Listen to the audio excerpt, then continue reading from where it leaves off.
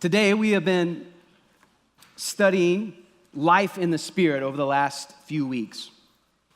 Obsession to self leads to a dead end, but attention to God brings you into wide open, spacious, free living. Wide open. God has a plan for you that brings you a blessing, that brings you abundant life, that brings you this wide open existence. This morning, the sermon in a sentence is this: God looks for our availability more than our ability.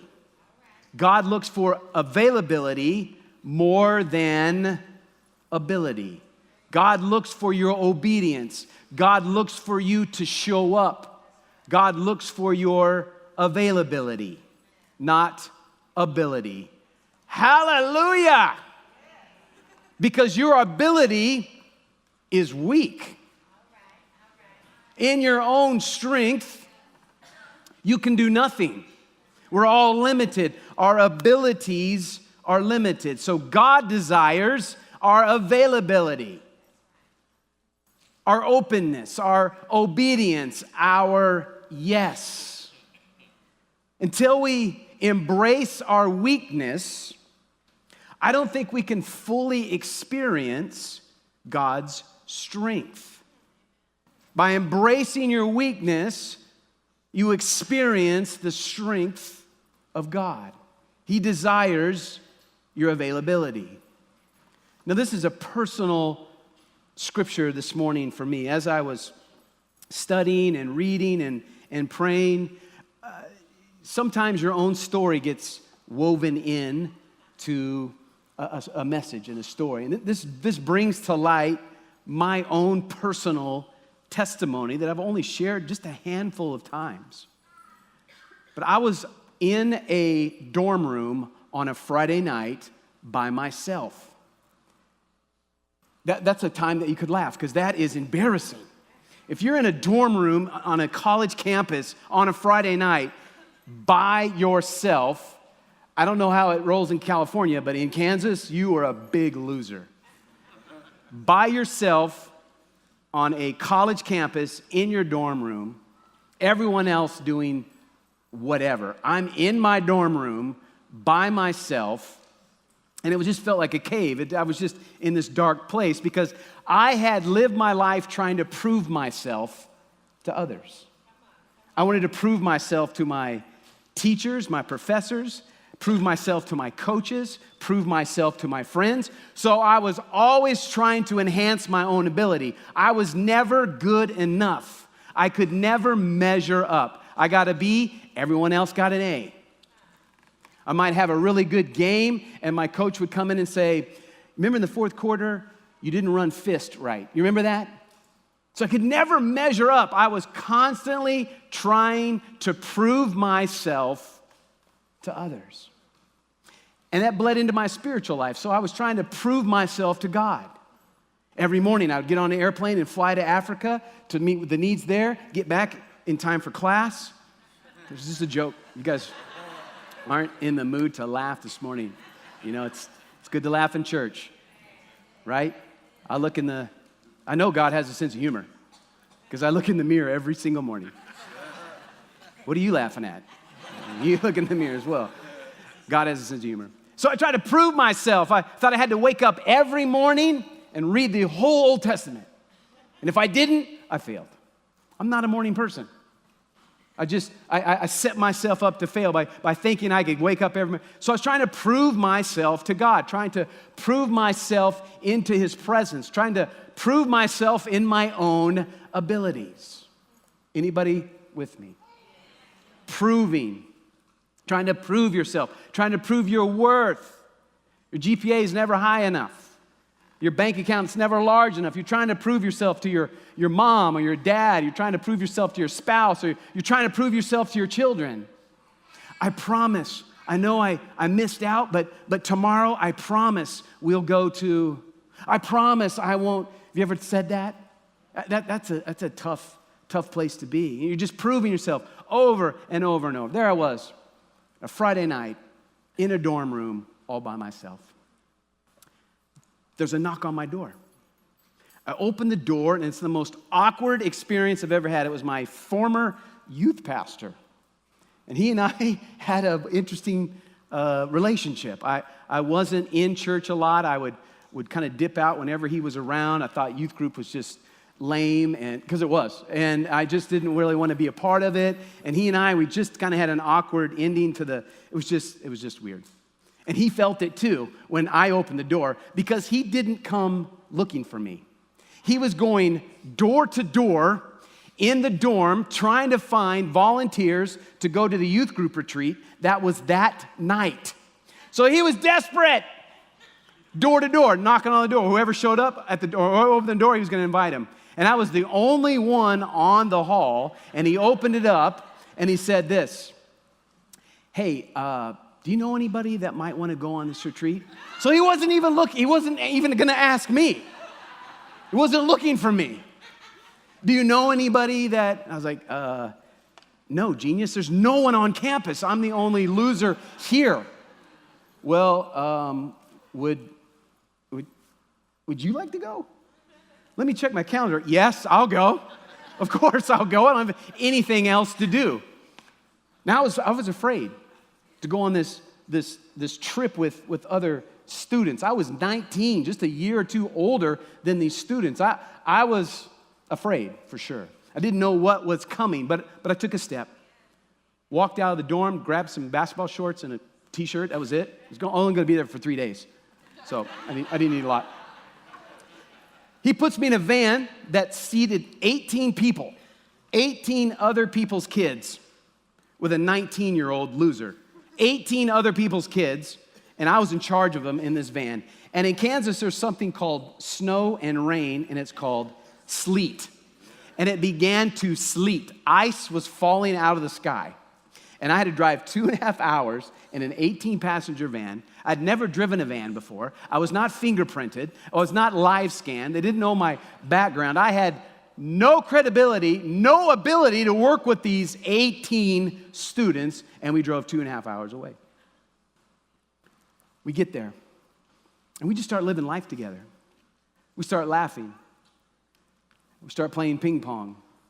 I start encouraging students. I start listening to their problems. I start listening to their story, and I didn't have much to say because I was a wreck too, and I would just listen and encourage. And then every night, we would go to God's Word, and we would study God's Word every single night. That was it.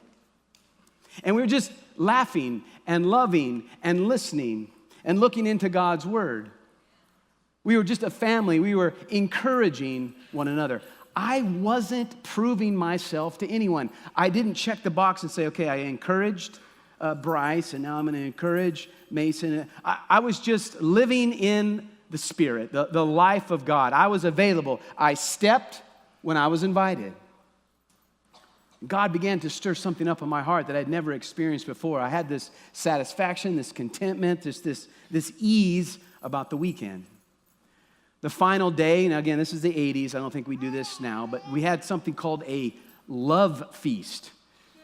Yeah, it was kind of an odd thing to talk about. And what you would do is you would grab a piece of bread, and then you would share that piece of bread with someone that you had seen Jesus in that weekend.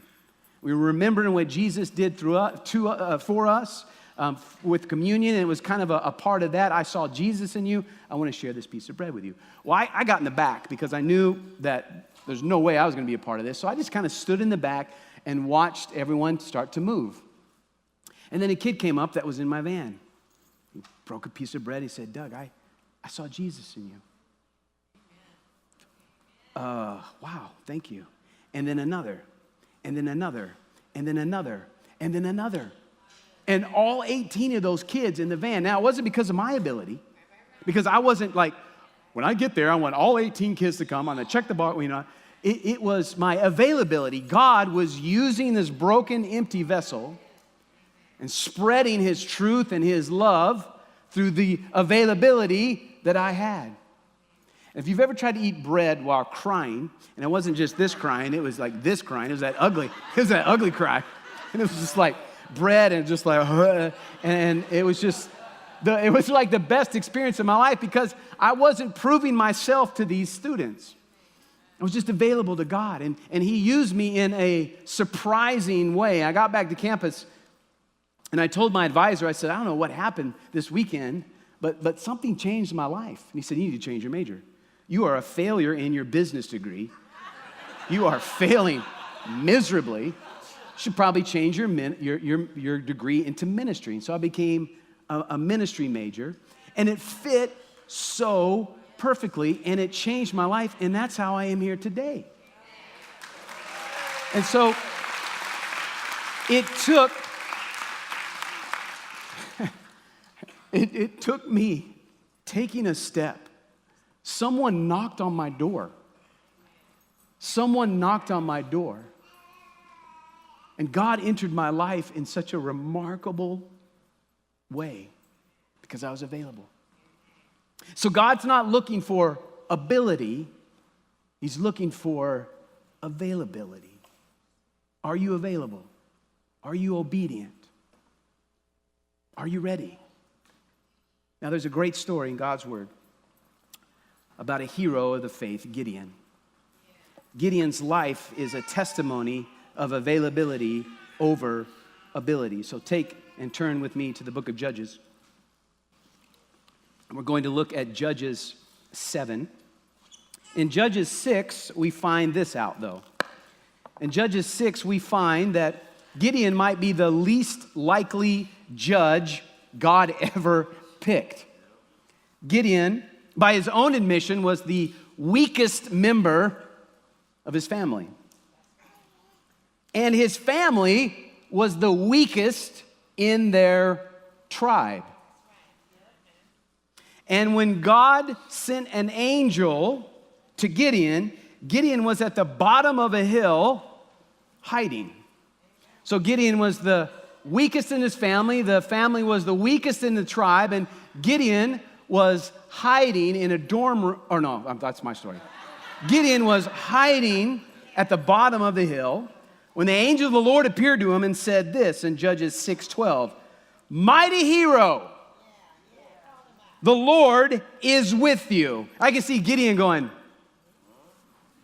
nah, you didn't come to this dorm for me. God, you didn't send this angel for me. Mighty hero, the Lord is with you. Now, the angel wasn't being sarcastic, as Gideon might have thought. God was sending a message to Gideon to strengthen his faith. God was sending a message to Gideon to offer him unconditional favor and unconditional love. Until you embrace your weakness, I don't think you can fully experience God's strength. In chapter 6, basically, God is saying this to Gideon. You can do what I'm about to ask you to do because I am with you. Not because of your ability. You can do what I'm about to ask you to do because I, God, am with you. And you're available. So then we look at Judges 7. We look at the scripture of the morning. Now, if this is your first time to Hope Point, we will kind of go through the scripture and kind of pause and kind of parachute in and out and just let God's word instruct us today. This is the word of the Lord. Judges 7, beginning with verse 1. So Baal, that is Gideon, and his army got up early and went as far as the spring of Harod. The armies of Midian were camped north of them in the valley near the hill of Moreh. The Lord said to Gideon, "You have too many warriors with you." So let's pause there. So right out of the gate, Gideon is about ready to go into a fight, into a battle. And later in Scripture, we're going to read that the Midianites, their army, looked like a swarm of locusts. So when you look down into the valley to see this army that you're about to battle, it looked like a swarm of locusts. And their camels looked like the grains of sand on the beach. pretty big army. Yes? The first thing that the Lord says to Gideon is, you have too many warriors. If I let all of you fight the Midianites, the Israelites will boast to me that they save themselves by their own strength. This is not about your ability. This is not about your own strength because it's limited. It's weak. This is about your availability. Therefore, tell the people, whoever is timid or afraid may leave this mountain and go home. So a few of them went home. Okay, no one's reading along with me. It says, so 22,000 of them went home. Now, this army that they're about to battle is huge. 22,000 peace. See ya. I'm out. Leaving only 10,000 who were willing to fight. But the Lord told Gideon, there are still too many. Are you kidding? Bring them down to the spring, and I will test them to determine who will go with you and who will not. When Gideon took his warriors down to the water, the Lord told him, divide the men into two groups. In one group, put all those who cup water in their hands and lap it up with their tongues like dogs. In the other group, put all those who kneel down and drink with their mouths in the stream. So the two groups of people came to the stream. Some scooped it up with their hand and drank. Some just went face first, planted face on water. All right? Two groups. Only 300 of the men drank from their hands. All the others got down on their knees. So that'd be 10,000 minus 300. So a lot of people. All the others got down on their knees and drank with their mouths in the stream. The Lord told Gideon, with these 300 men, I will rescue you and give you victory over the Midianites. Send all the others home. So 300 scooped the water with their hands and drank from their hands. Now, some scholars say it's because they were still, looking. They were prepared. Other guys just went face down into the water. They weren't really the kind of guys you would want to go to battle with. They weren't prepared. Their vision was looking at, these other guys were like, looking around and drinking. 300 drank from their hands. So Gideon collected the provisions and ram's horns of the other warriors and sent them home, but kept the 300 men with him. I'm thinking Gideon was a little afraid. Thinking Gideon was a little nervous. Sometimes difficulty helps us trust God unlike any other time in our life. Sometimes difficulty helps us lean on God, trust God, unlike any other time in our life. I'm sure this was challenging for Gideon. 300 versus a swarm, 300 versus hundreds of thousands. I'm sure there was some fear, some wanting to manage the situation, putting his hands back on the control and questioning God. Some of you are about to enter a battle. Some of you might be in a battle right now. And you're wanting to put your hands back on it. You're wanting to manipulate it. You're wanting to manage it. You're wanting to use, this is just humorous for me, your ability. God desires your availability, your trust, your openness to His strength, which is unlimited. The Midianite camp was in the valley just below Gideon. Verse 9. That night the Lord said, "Get up."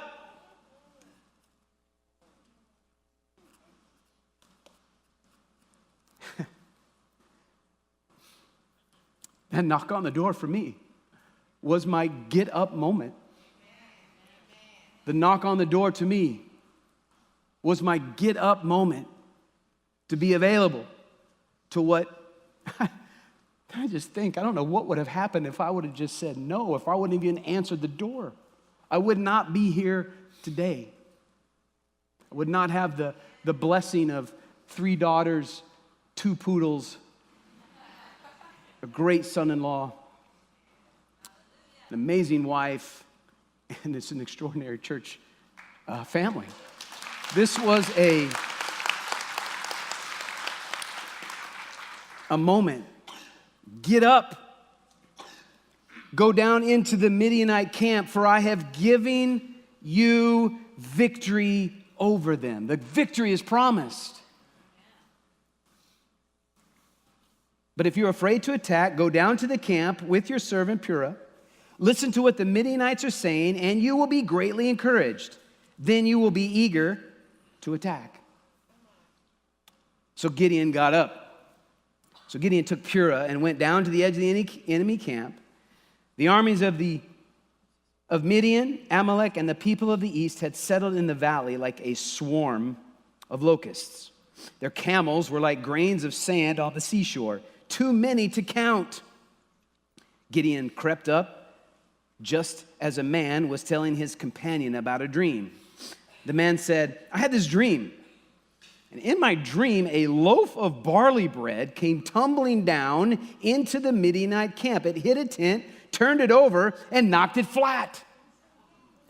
His companion answered, your dream can only mean one thing. God has given Gideon, son of Joash, the Israelite, victory over Midian and all its allies.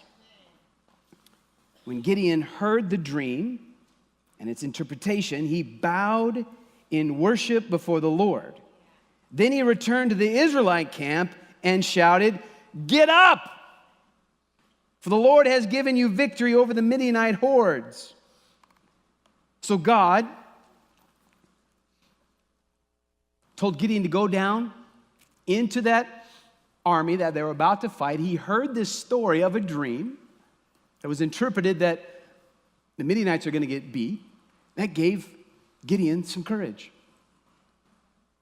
God sometimes will surprise you how he answers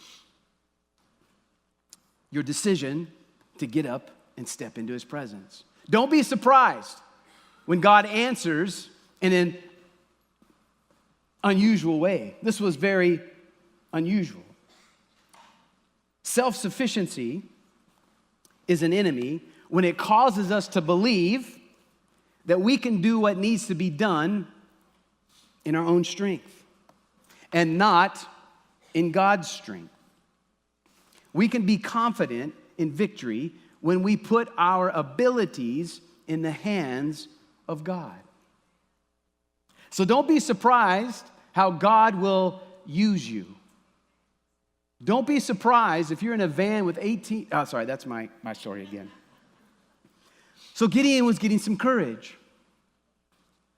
He stepped into the presence of God. He was available.